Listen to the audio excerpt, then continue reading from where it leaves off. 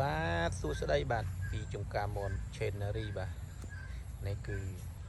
ក្រោយពីយើងពួត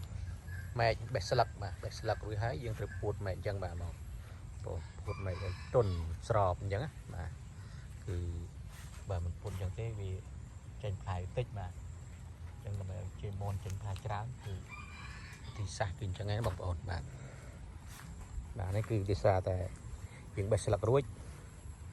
ភ្លៀងជាប់គ្នាហ្មង2ថ្ងៃតាំងពីម្សិលហ្នឹងណាបាទភ្លៀងអញ្ចឹងធ្វើឲ្យដំណាំមនហ្នឹងយើងអាចជាលូតលាស់មកល្អបាទដីសើមបាទយើងអត់ប្របាក់ចាក់ទឹកបាទដោយសារតែមេឃវាភ្លៀងបាទគឺអញ្ចឹងហ្នឹងបងប្អូននេះចောင်းតុននេះបាទទីតាំងចំការបាទស្ថិតនៅភូមិសំរិទ្ធឃុំសម្បូរស្រុកប្រាសាទសម្បូរខេត្តកំពង់ធំបងប្អូនបាទនេះគឺបែបហ្នឹងបងប្អូនបាទ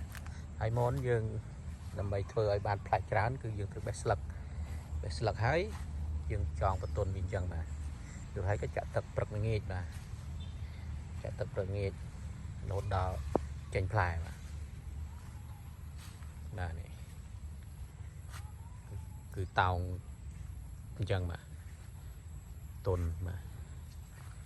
នេះគឺមនពូជផ្លែជូរអែមបាទហើយមនហ្នឹងគឺតម្រូវឲ្យទុំខែធ្នូបាទគឺពាក់កណ្ដាលខែធ្នូទុំបាទពាក់កណ្ដាលខែធ្នូបាទ2025បាទ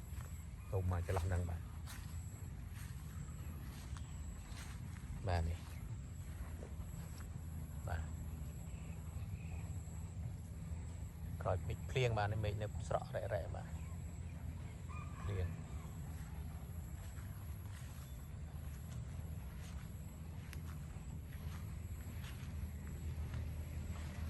បាទខ្ញុំក៏មានពូជសម្រាប់លក់ដែរបងប្អូនចាប់អារម្មណ៍ទេអាចតាក់ទងបានបាទមានច្រើនបាទមានច្រើនពូជបាទមានពូជជូរអែមពូជផ្លែផ្អែមបាទពូជផ្លែផ្អែមហ្នឹងមាន3 4ពូជបាទពូជផ្លែជូរនេះមាន2ពូជបាទអ្នកដែលចូលចិត្តផ្លែផ្អែមអាចកំងផ្លែផ្អែមបានបាទពូជផ្លែផ្អែមបាទនេះដោយសារតែរាំងវគ្គមុនដើមនេះគឺចេញផ្លែបាទចេញផ្លែនេះផ្លែបាទបងប្អូនអានេះគឺដោយសារតែចេញផ្លែគឺស្ដាយវាខៀលបេះវាបាទស្អាតបងប្អូននេះបាទដុកនៅកណ្ដាលហើយយើងចងអញ្ចឹងបាទបងប្អូនដើម្បីឲ្យចេញផ្លែច្រើនបាទអរគុណច្រើនបាទ